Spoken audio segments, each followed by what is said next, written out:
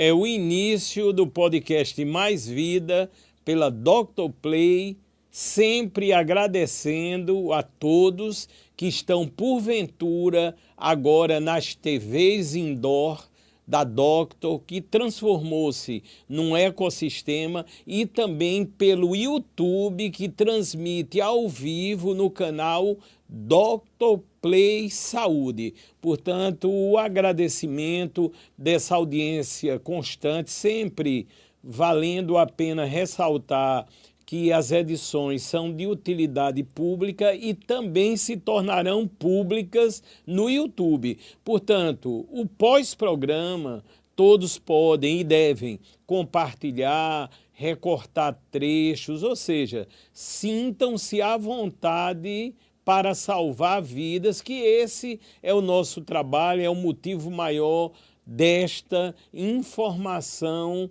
diferenciada. Eu quero agradecer muito ao Levi, ao Deoclésio, a todos que fazem parte aqui do ecossistema da Dr. Play. Hoje, como sempre, creio que é uma das palavras que eu mais uso, uma estreia em exclusividade. Eu já tenho a meu lado a cirurgiã plástica, a doutora Daniela Montesino.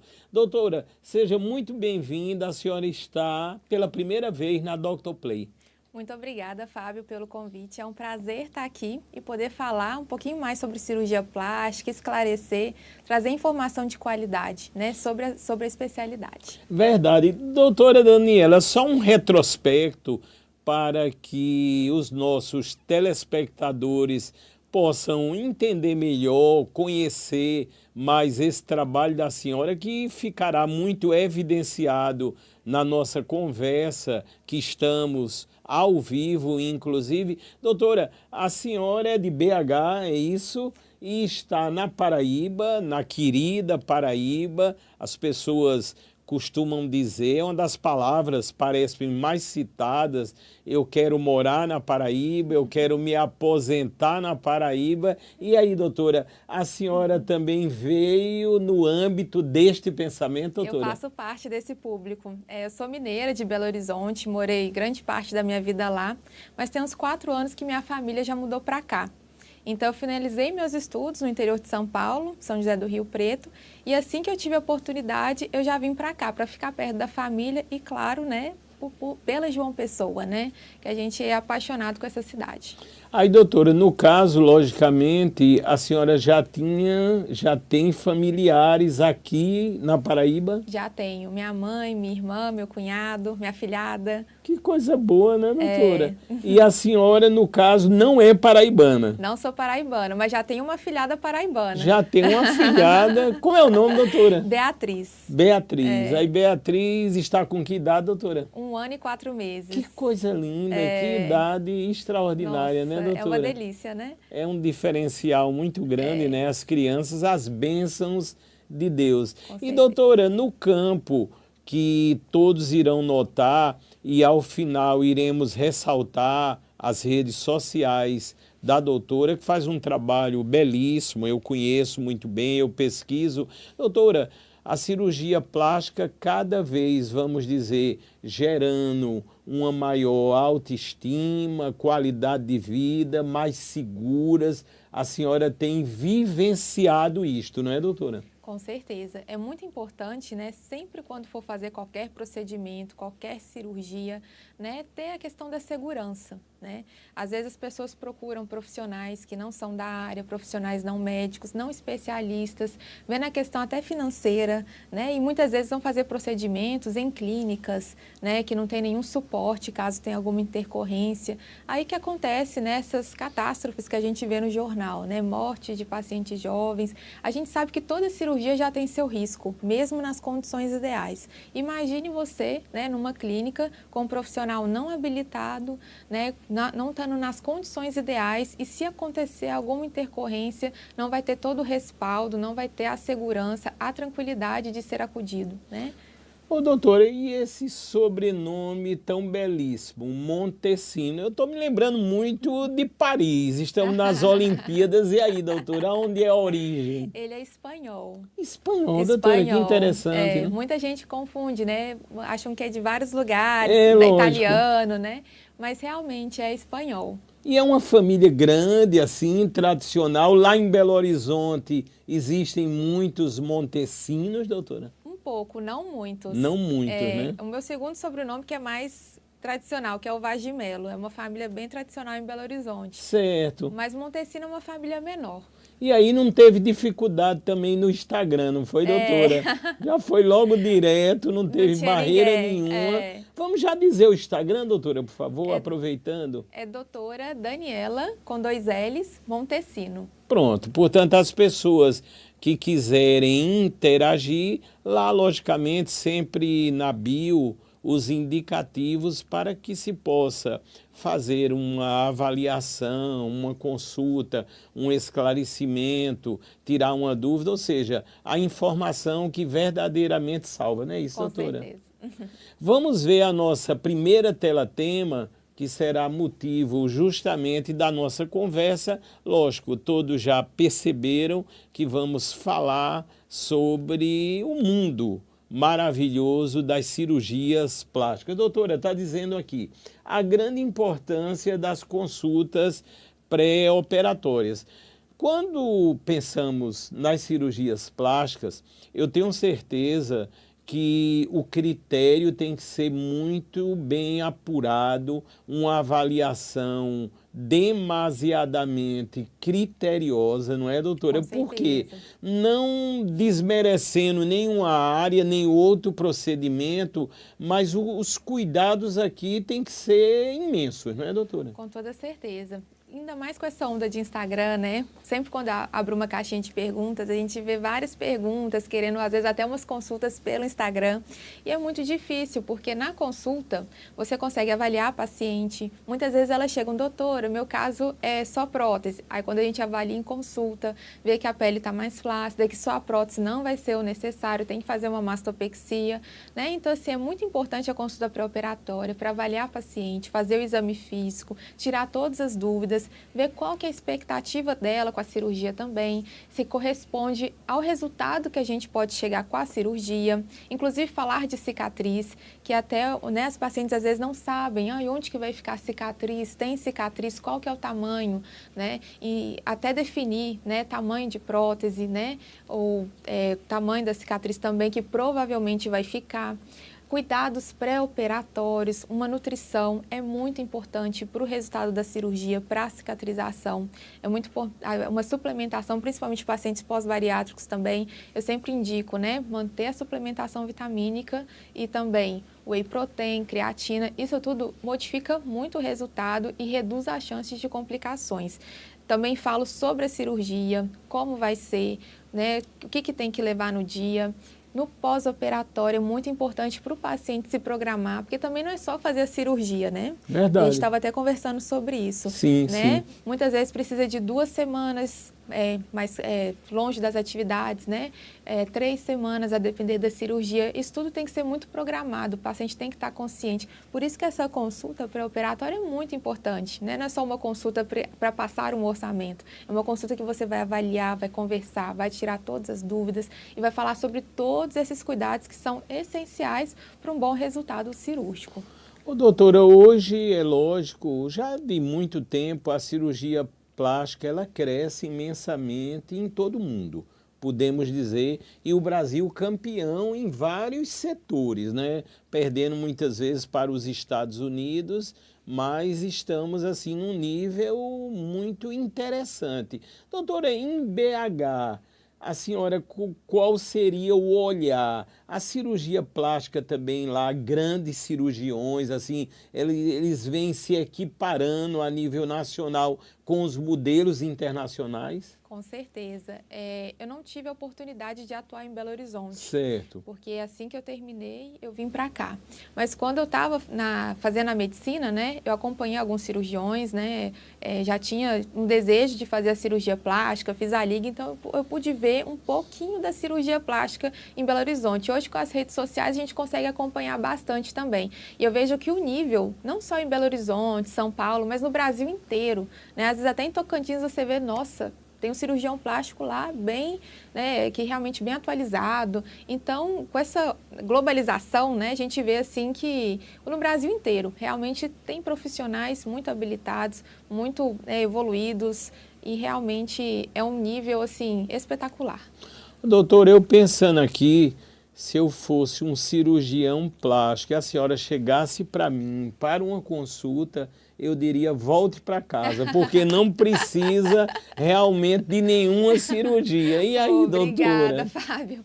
Mas olha, o que eu pude perceber, né, é que muitas vezes, às vezes a gente tem algumas queixas, né? Lógico, lógico. Algumas queixas, mas realmente essa questão é muito importante, né? Porque às vezes chega uma paciente, principalmente nessa onda de preenchedores, né? Com excesso de preenchimentos. Claro que o preenchimento ele veio para ficar, mas às vezes pacientes podem empolgar e aí tá na hora de um bom profissional falar assim, olha, não é o momento, vamos esperar, senão vai ficar com exageros. Ao mesmo tempo, né? Às vezes, né, tamanho de próteses muito exagerados, né, que você sabe que vai comprometer o resultado mais para frente, né, e que não vai ficar bom. Então é muito importante o profissional saber dosar isso também. Se chega um paciente, né, já querendo fazer tal procedimento e você vê que não vai ser o melhor para ele, é muito importante ter essa conversa clara com a educação, explicar o porquê. Aí a importância da consulta também, de novo, pré-operatória, né, esclarecer todos os mitos e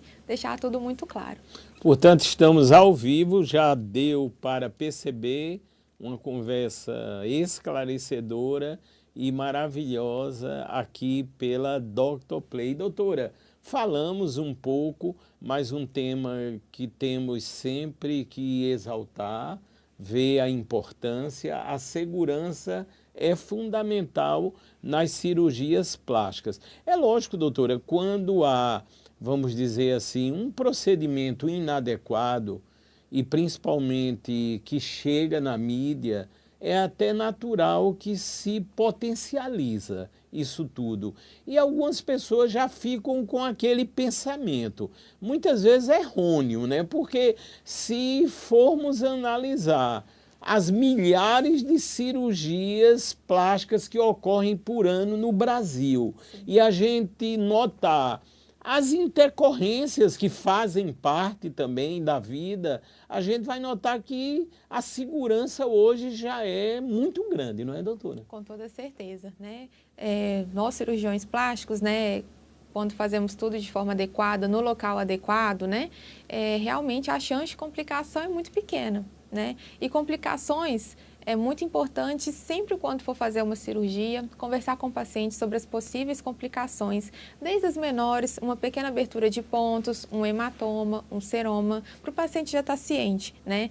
E falar, inclusive, né, que não é comum de acontecer, mas realmente é importante sempre quando vai fazer um procedimento saber de tudo que pode acontecer. E realmente essas complicações noticiadas, né, na mídia, que realmente, né, todo mundo fica muito chocado, né, não condiz com a rotina, né, são exceções, né, e que realmente a cirurgia plástica hoje em dia está muito segura, né, a gente pode falar isso com toda certeza.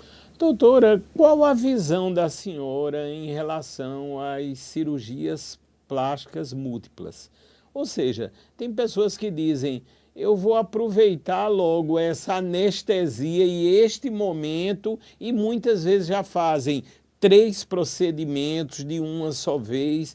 Qual é realmente assim a opinião? Eu sei que isso cabe uma análise, existem casos e casos, mas eu já entrevistei profissionais assim que dizem, Fábio, eu prefiro não, eu prefiro seguir etapas, seguir protocolos, como também já entrevistei cirurgiões plásticos e disseram, Fábio, há cirurgias que elas combinam muito bem. E a visão da senhora, doutora? Justamente. É uma demanda atual da sociedade, né? Que hoje em dia a gente quer tudo muito rápido, né? A gente já quer fazer tudo de uma vez e realmente existem, né, cada caso.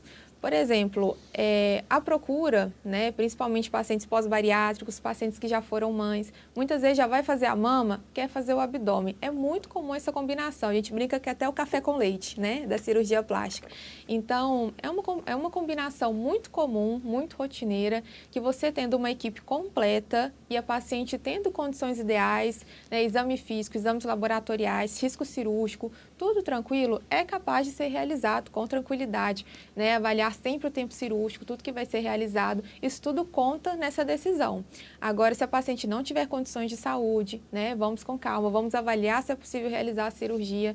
Então, existem combinações da cirurgia plástica que se encaixam muito bem e que sim é possível de fazer. Ou seja, uma análise com certeza a senhora que eu estive observando no Instagram e nas conversas que tivemos antes dessa entrevista, a senhora praticamente atua em todos os campos da cirurgia plástica. Quando a gente fala ações faciais e também corporais, não é, doutora? Justamente. Eu tenho uma paixão muito grande, né, pela cirurgia plástica e sempre gostei muito tanto de contorno corporal quanto de face.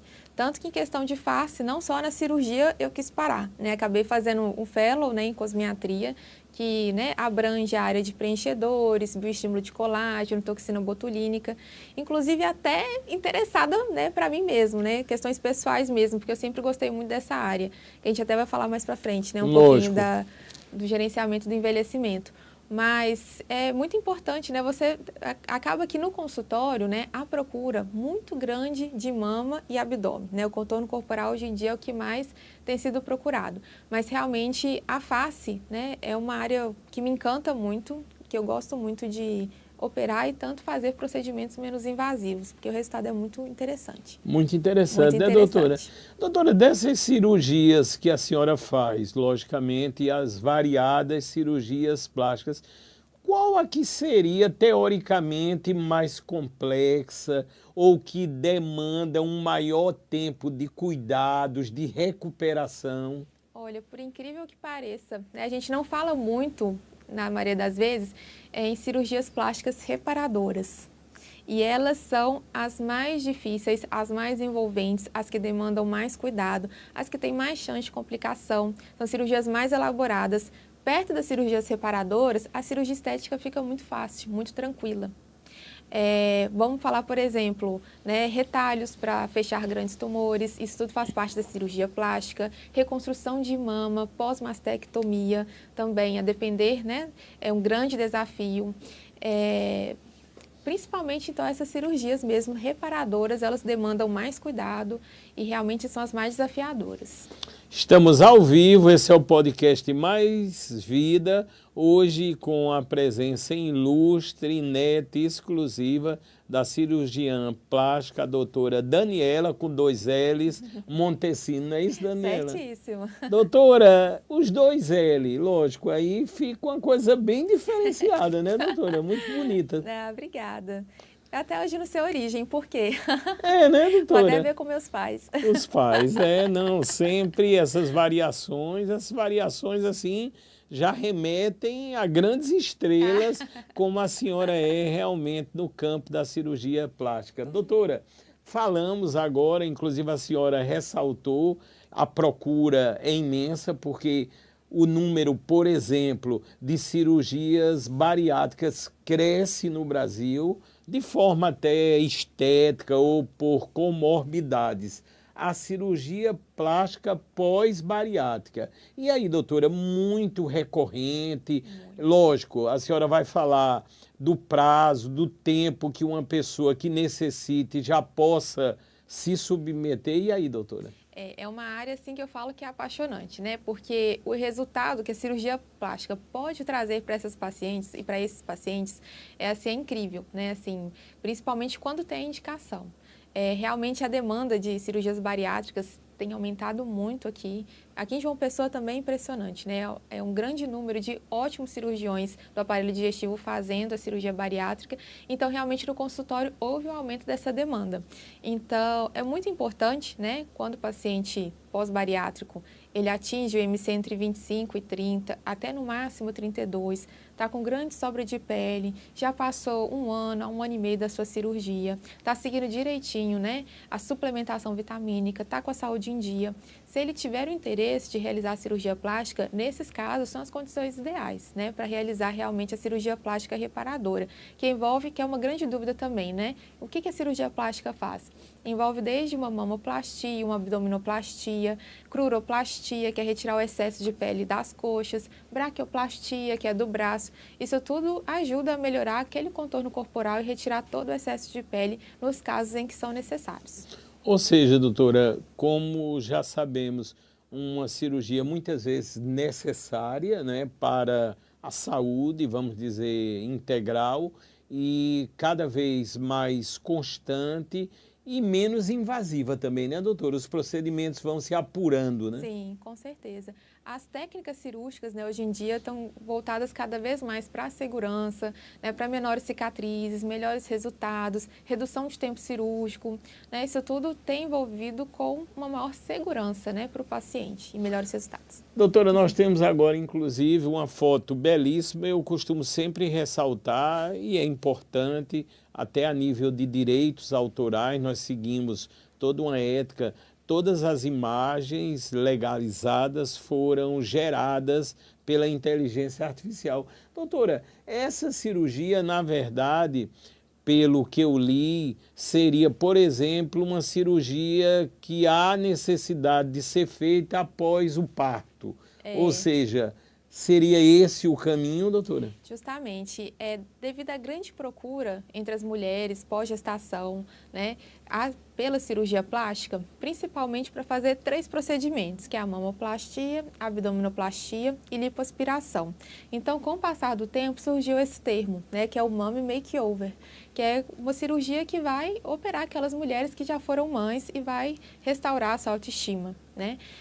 Então, realmente é uma grande procura e é sempre importante, né, deixar bem claro que a programação cirúrgica, ela deve ser feita após cessar a amamentação, pelo menos aí 6 meses a 1 ano, né, que o leite todo já secou, né, e a paciente já se recuperou, já se sente pronta e preparada para se submeter a uma cirurgia, né, que às vezes pode, né, confundir, acha que é logo após a gestação, né, mas a paciente ela tem que se recuperar, tem que se programar, já tem que ter acabado a amamentação para poder fazer a cirurgia.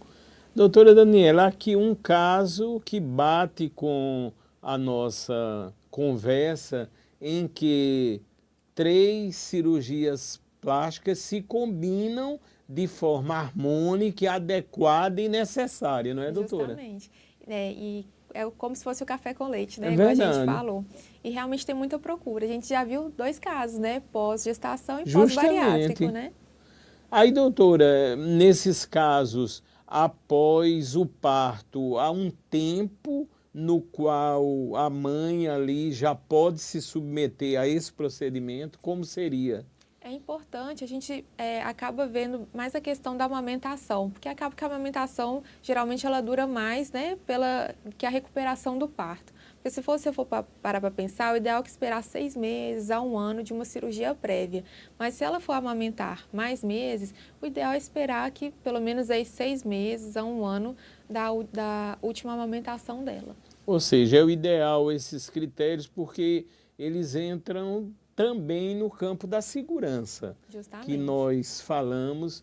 Doutora, eu achei muito interessante, a senhora tocou nesse assunto, inclusive a senhora tem fellowship para atuar nesse segmento. Eu sei a importância de um curso como este e diz aí, como gerenciar? As pessoas têm buscado cada vez mais o envelhecimento saudável. Por quê? A população tem tido uma maior longevidade. No mundo inteiro, a medicina está contribuindo muito com isto, os avanços, as pesquisas, o conhecimento, as pessoas estão vivendo mais. Mas temos também que viver com saúde, não é, doutora? E aí, doutora? Com certeza. E a questão da saúde é muito importante, né? Que ela também entra aí nessa questão do gerenciamento do envelhecimento, né? Você ter hábitos de vida saudável, fazer uma atividade física, né? Isso tudo ajuda a melhorar tanto questão estética, né? Questão de saúde. E alinhado a isso, né? Como a gente tem aumentado a expectativa de vida, né? Os cuidados com o corpo, com a aparência, também é importante o paciente se sentir bem. Então, esse gerenciamento do envelhecimento é um termo que a gente usa muito nesse âmbito da cosmiatria, né, como forma de se referir a esses procedimentos, né, que vão acabar adiando ou evitando uma futura cirurgia plástica, inclusive, né, como por exemplo, né, a partir dos 30 anos, a gente já sabe que a nossa degradação do colágeno, a nossa produção de colágeno, a degradação acaba aumentando e a produção acaba reduzindo. Consequentemente, nossa pele fica mais flácida. Então, com a flacidez da pele, acaba aparecendo os sinais de envelhecimento, as rugas, né, o bigode chinês.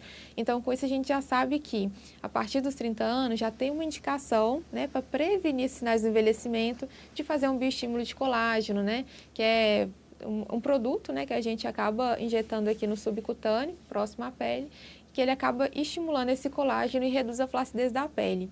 Ao mesmo tempo, a gente também tem preenchedores com ácido hialurônico, porque a gente já viu que no envelhecimento, as nossas camadas de gordura e estrutura óssea, elas vão sendo consumidas na região do rosto, o que também aumenta a flacidez da pele. Isso tudo ajuda a melhorar, né, a aparência do rosto, a adiar os sinais do envelhecimento. Aí é que entra mesmo o gerenciamento. Não podemos esquecer também da toxina botulínica, que é muito importante também. Aí, doutora, logicamente, vários dos pacientes que procuram a senhora seriam para estes procedimentos, que estão no campo da estética e não iriam necessitar, logicamente, de uma cirurgia, mas, de repente, ali já o paciente estaria adequado à sua necessidade, à sua vontade, ao bem-estar, à autoestima, ao que está se esperando, não é, doutora? Justamente. Essa que é a importância também, né, da avaliação, né, lá na consulta. Porque lá nós vamos avaliar se esses procedimentos vão trazer benefícios ou não, ou se já é um paciente que a gente, por mais que faça, não vai atingir os resultados, né, a expectativa desejada. Alguns casos já são cirúrgicos, né? Às vezes um excesso de pele na pálpebra, né, que aí requer uma blefaroplastia, uma elevação de supercílio, porque há uma queda também da cauda do supercílio com o passar do tempo, né? Às vezes é um excesso de pele aqui na região do rosto também, que por mais que você coloque fios, né, faça um estímulo de colágeno, você sabe que não vai ter o desejo, né, de lifting desejado. Então, isso tudo é muito importante mesmo de ser avaliado e ser bem realista assim, com o paciente, né, dos resultados que podem ser obtidos. Doutora Daniela Montesino, por isso que eu sei a importância quando a gente fala um curso, uma especialização de fellowship nesse setor. Lógico, eu não vou citar nomes, mas eu já fiz um procedimento de Botox, eu tenho essas marcas de expressão, com uma grande médica, eu posso dizer, mas, doutora, deu errado. Ou seja, com 1 dia, 2 dias, o Botox desceu aqui para um dos meus olhos e realmente fechou. E eu passei 2 programas sem poder fazer. E aí, doutora? Tem que ter cuidado, né, doutora? Tem que ter muito cuidado. A gente sabe que cada produto de toxina botulínica, a gente tem vários tipos. Tem um halo de ação. Eu gosto de usar um que tem um halo de ação menor, porque tem menos chance de acontecer essas intercorrências. Então, assim, acaba que eu tenho que distribuir mais o produto, mas menos chance de complicação. E a durabilidade do produto também a gente sabe que é variável entre as pessoas, mas é dose dependente. Então, é até uma questão assim, até da gente refletir, né? Às vezes essas toxinas muito baratas que vocês a gente vê por aí, né? A gente vê o valor da toxina e fala, gente, é impossível. Assim, né? Questão de, será que está usando realmente as doses necessárias para uma boa durabilidade, para um bom resultado?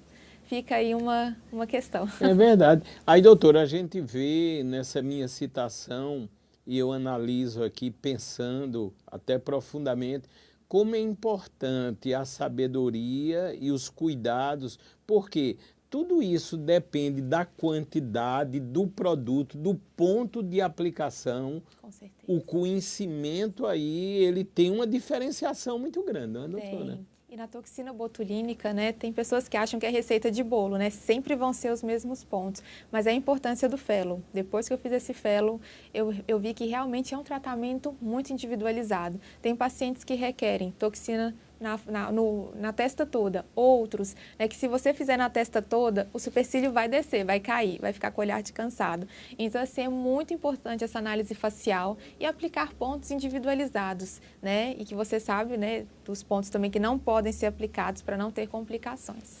Doutora, nós já temos outra tela, lembrando que este é o podcast Mais Vida, aqui pelo ecossistema, a Dr. Play. Realmente, as pessoas que têm acesso à plataforma é completa a nível de saúde e bem-estar. E lembrando que esta edição, na íntegra, ela estará disponível no YouTube, no canal Dr. Play Saúde, e é pública.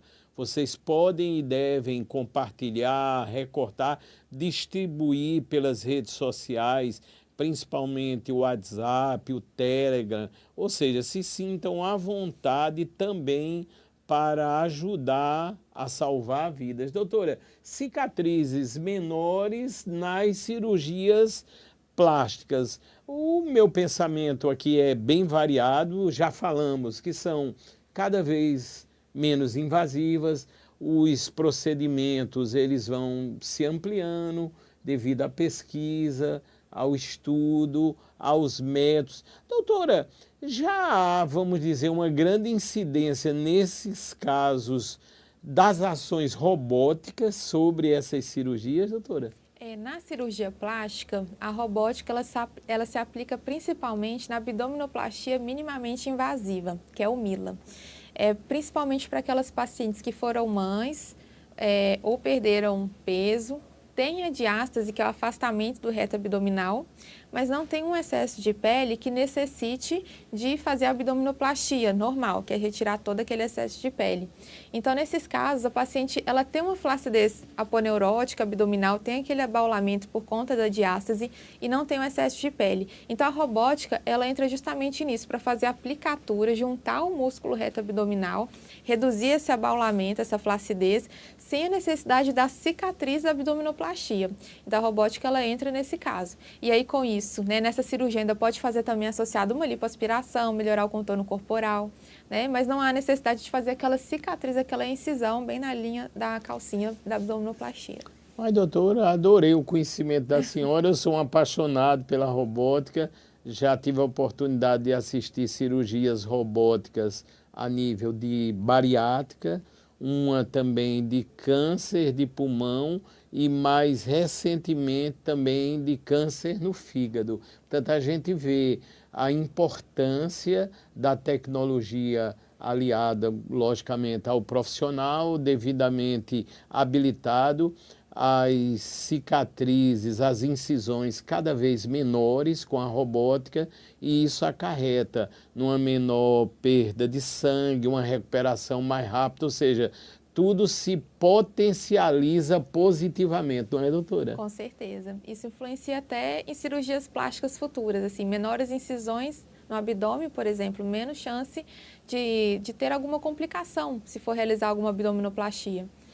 Ô, doutora, essa foto aqui, lógico, uma foto bem interessante, mas eu já vi, doutora, coisas assim parecidas, há algum tempo atrás, até na família, de cirurgias faciais plásticas bem-sucedidas, mas, doutora, às vezes uma ação que assusta inicialmente, visualmente, mas comum, não é, doutora? Porque tem os inchaços, tem o tempo de recuperação, mas algumas situações, doutora, que podem assustar à noite, viu, doutora? É muito importante a gente falar sobre isso, né? Porque muitas vezes não é mostrado nas redes sociais o pós-operatório, os primeiros dias.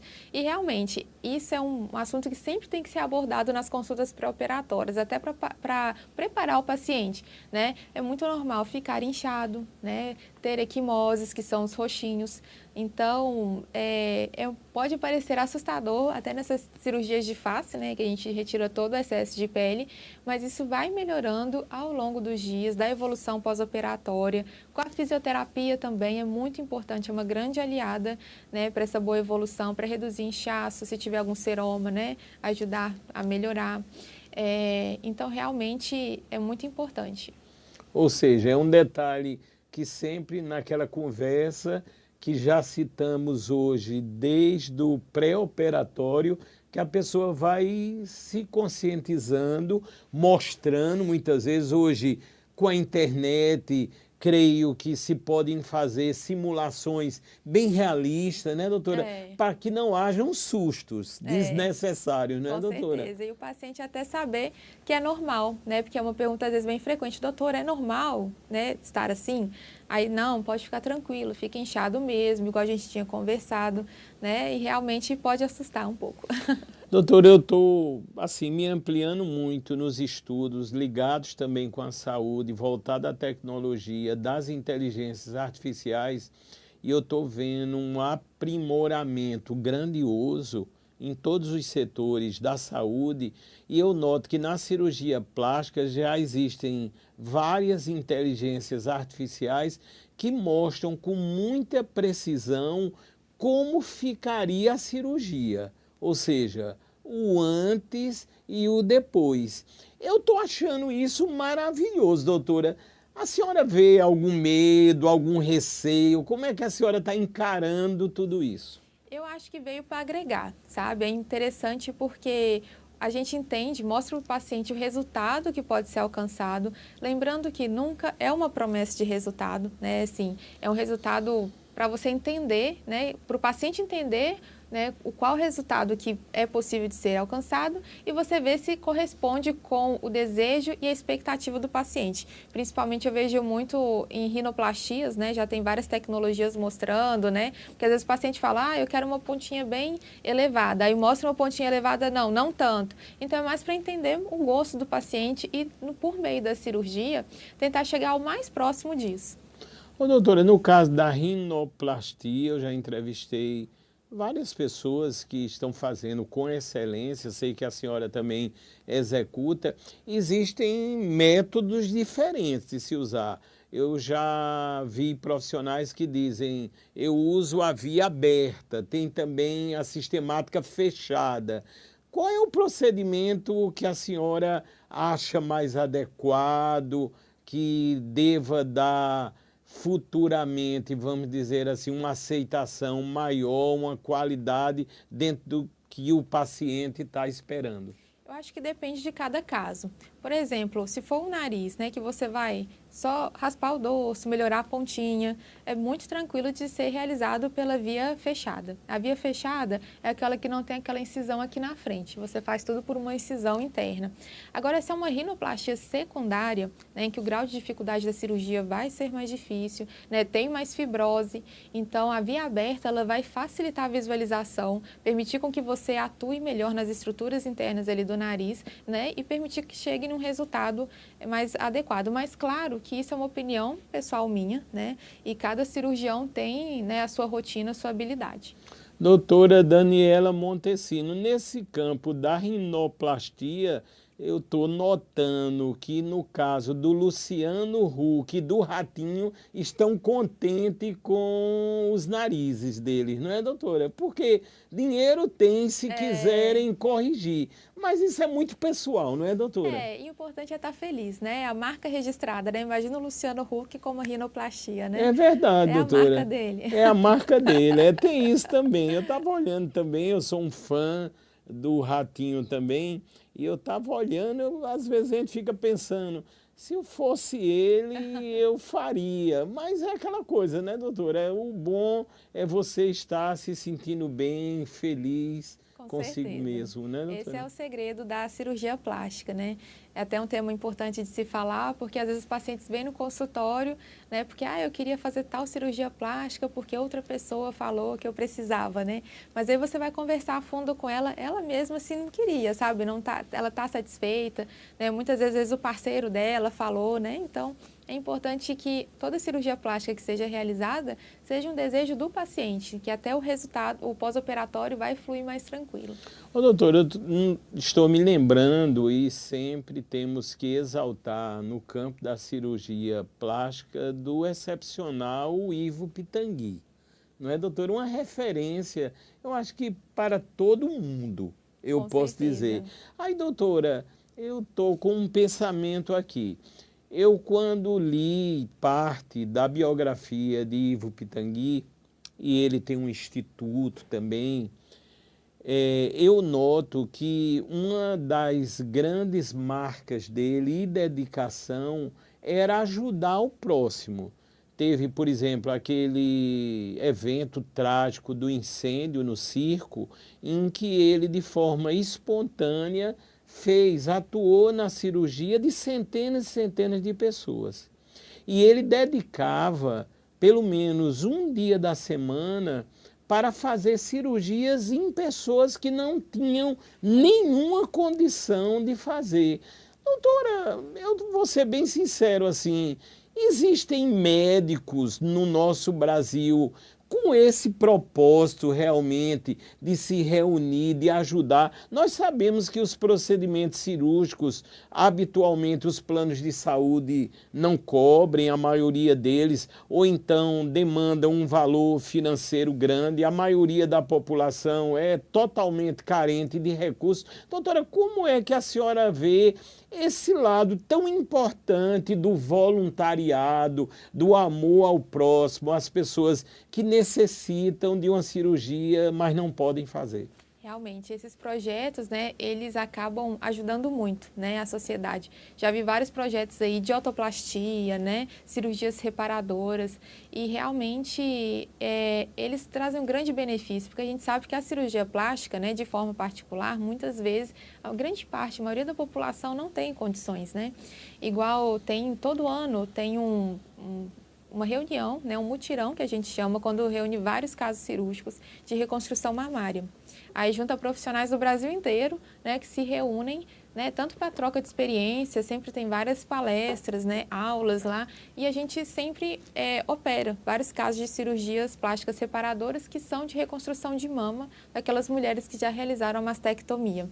E ano passado eu tive até a oportunidade de participar, que foi na cidade da qual eu tinha finalizado, né, a minha residência, que é São José do Rio Preto, e foi muito bom, foi muito boa a experiência, assim, tanto pelo lado de ser gratificante, né, de você estar ajudando o próximo, né, e também pela troca de experiência também com os outros profissionais. Ou seja, é uma coisa que tem sido feita, né, adequadamente no Brasil. Poderia sempre que isto ocorresse com maior incidência, né, doutora? A gente sabe, mas de qualquer maneira o importante é ver a senhora com esse trabalho e com esse propósito também, esse amor pelas pessoas que precisamos ter. E aí é onde se forma realmente um profissional por completo, né, doutora? Porque quando a gente não tem esse olhar, esse outro lado, a gente nunca vai se completar, né, em sua plenitude. Quando a gente vê que conseguimos realmente ajudar o próximo, é que a gente vê da grandeza disso tudo, né, doutora? Com certeza. E uma das marcas também do Ivo Pitangui, né, é justamente essa caridade, né? Então, Verdade. por isso que um dos motivos dele ter se tornado, né, um grande nome é esse também. Doutora, quando a senhora foi fazer a especialização, se formou na cirurgia plástica, ainda no âmbito universitário, nos últimos períodos, há uma prática toda nesse sentido ou é uma coisa muito elementar que vai demandar ainda um estudo muito aprofundado? Antes da gente entrar na residência, né, a gente sempre faz a faculdade, né, que são 6 anos de medicina. Depois desses 6 anos, nós vamos para a área de cirurgia geral, que seria uma coisa mais elementar relacionada à cirurgia plástica. Na cirurgia geral, a gente vai adquirindo habilidades manuais, né? Faz essas cirurgias de apendicectomia, colecistectomia, que é retirada, né, do apêndice da vesícula, hernioplastia. Vai vendo a dinâmica do centro cirúrgico, atendimento ao paciente. Então, isso tudo a gente vai vendo muito mais na prática como funciona uma área cirúrgica. Finalizou a residência de cirurgia geral, a gente já vai para a cirurgia plástica, que são 3 anos. E nesses 3 anos é tudo prático.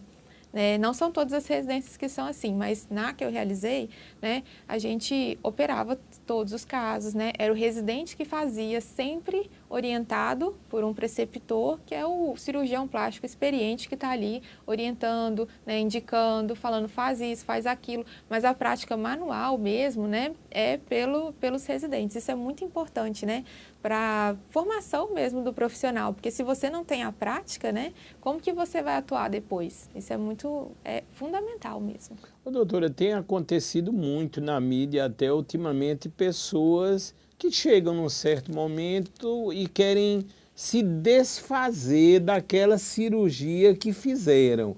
Isso é uma coisa que tem acontecido, né? Como também algumas coisas muito estranhas. Vi agora recentemente uma personalidade fazendo aquela divisão da língua. Uma coisa assim que dá até medo, né, doutora? A mente humana é um pouco complicada, não é, doutora? Eu vi esse caso também, me chamou muita atenção.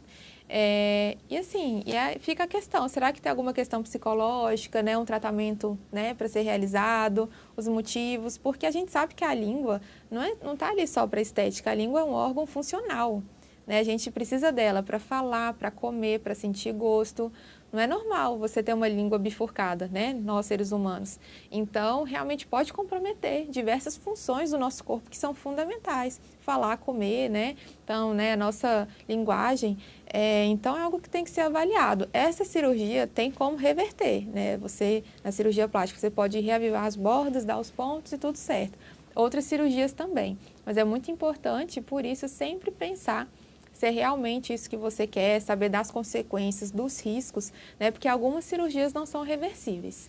Ô, doutora, aí no caso específico da divisão ali da língua, é lógico que um cirurgião, ele pode se recusar, né, doutora, aquele procedimento. Eu sei que quando vai para a mídia, potencializa tudo, é o nome do cirurgião que aparece para o Brasil inteiro. Mas, doutora, tem alguns casos, alguns campos que eu acho que não é muito interessante seguir, não é, doutora?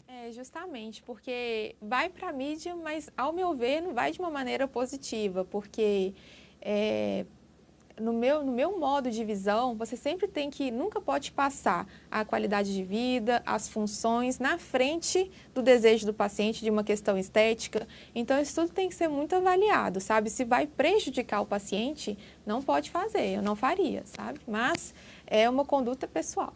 Muito interessante, foi bom porque atualizamos e muitas perguntas que chegaram nas redes sociais antes da entrevista, sempre fazemos uma divulgação muito interessante e aproveitando a presença ilustre hoje da cirurgiã plástica, a doutora Daniela Montesino, perguntamos e aí tiramos com certeza várias dúvidas porque estamos ao vivo. Doutora, agora vem um campo muito necessário quando das diversas cirurgias plásticas, que é a fisioterapia nas condições pós-operatórias.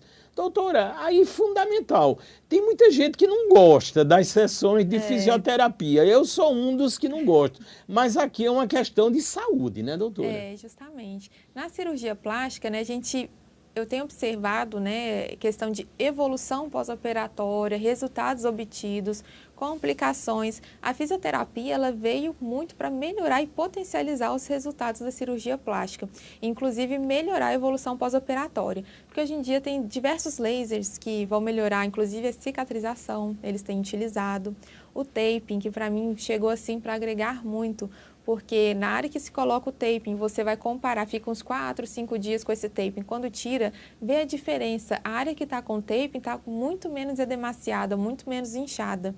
Então, realmente é impressionante como os casos que faz a fisioterapia, tudo direitinho, tem uma evolução mais favorável, o resultado ele chega mais rápido, chega melhor do que naqueles casos que não fazem. Aí, doutora, o interessante, já tive a oportunidade de entrevistar algumas fisioterapeutas que se especializam só no pós-operatório, né, doutora? É muito interessante esse detalhe também. Nós temos uma tendência, né, na sociedade de cada vez mais estar mais especializados e focados, né? E realmente, até quando eu vou procurar até para minha equipe, as fisioterapeutas, eu vejo aquelas que estão bem especializadas na área de pós-operatório mesmo, porque nem toda fisioterapia é igual, né? A gente sabe que a fisioterapia é uma área muito grande, então realmente tem que estar ciente da cirurgia, do pós-operatório, né? Tem que ter essa experiência que realmente faz toda a diferença para a cirurgia.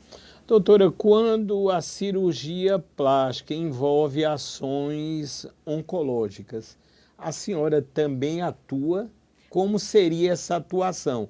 Logicamente, creio que ali no âmbito do campo cirúrgico também estaria um cirurgião oncológico. Seria por aí, doutora? Certo. Aí depende. Por exemplo, quando são tumores menores, tumores de pele, né? A cirurgia plástica pode fazer a retirada com as margens cirúrgicas e rodar o retalho, mas alguns casos de tumores maiores, maior nível de complexidade, geralmente é o cirurgião oncológico que faz a retirada e a cirurgia plástica faz o fechamento. Então, é uma área que se enquadra naquelas áreas de cirurgias reparadoras que a gente falou mais cedo e que realmente é o maior nível de complexidade mesmo da cirurgia plástica. Doutora Daniela Montesino, doutora, no caso, como eu já falei, dessas minhas linhas, marcas de expressão, aí depois dos acontecimentos, eu tive a oportunidade de entrevistar um grande cirurgião plástico de Pernambuco, do Recife, uma referência lá.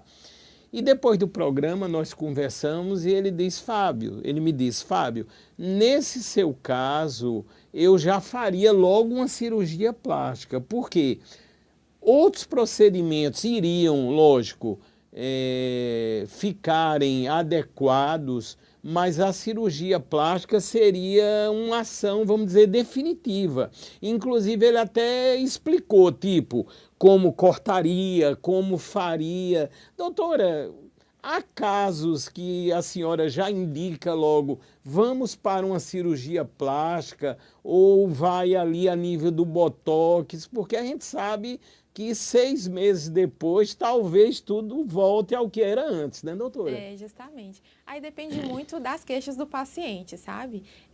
Por exemplo, se ele me queixa de flacidez de pele, né, que realmente sente a pele mais flácida, excesso de pele, aí eu mostro para ele qual seria o resultado da cirurgia plástica, que é o lift, né, quando a gente puxa, aí realmente o caso é mais cirúrgico, né, se ele tem um desejo de lifting. Agora, se o paciente me chega, doutor, eu estou muito expressivo aqui na região da testa, né, toda hora eu fico com essas rugas de expressão, aí realmente a toxina botulínica que vai atuar aqui na região.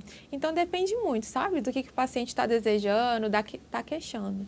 Ô doutor, outras cirurgias são muito utilizadas que geram no ambiente escolar bullying, né? Como é o caso, por exemplo, das orelhas, né, doutora? E outros vários casos. Aí por isso que quando se faz uma cirurgia plástica, às vezes essa qualidade de vida, ela está impactando diretamente na saúde mental, não é, doutora? Com certeza. E são, às vezes, alguns traumas, né, que podem ficar ali para o resto da vida da criança, né?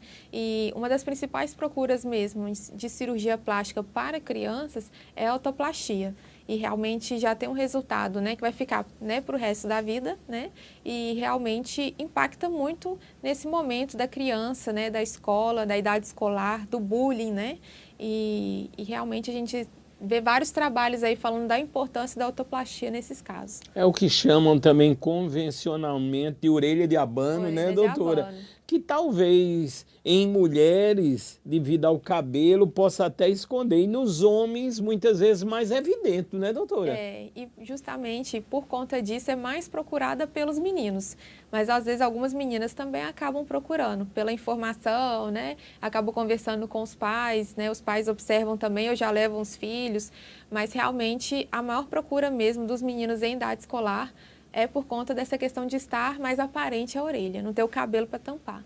E o momento da cirurgia plástica é aquela busca cada vez maior pela naturalidade, né, doutor? Estamos numa fase muito interessante que se chega à cirurgia plástica, e isso é no mundo inteiro, doutor, essa busca, vamos dizer, por padrões mais naturais? Eu observo mais aqui no Brasil, sabe? Eu vejo que cada lugar do mundo, né, tem os seus gostos, né, e a sua época. Por exemplo, aqui no Brasil está uma tendência mais natural, mas no passado não foi assim. Teve um momento, né, que preferia coisas menos naturais, assim, por exemplo, uma mama maior, né? E agora está numa tendência mais natural, em algo mais proporcional. Então, isso vai variando de acordo com a época e de acordo com a localização e com a região mesmo. Entendi, ou seja, a cultura, às vezes, de um país se adequa àquele tipo de cirurgia e vai se mantendo, e aquilo, lógico, vai parecer muito natural e é muito natural para aquele país, e já por outro ângulo e outro país, outra nação pode ver aquilo até como uma aberração, né, doutora? Ou seja, há uma variação muito grande, porque o mundo é imenso, né, doutora? Tem isso também.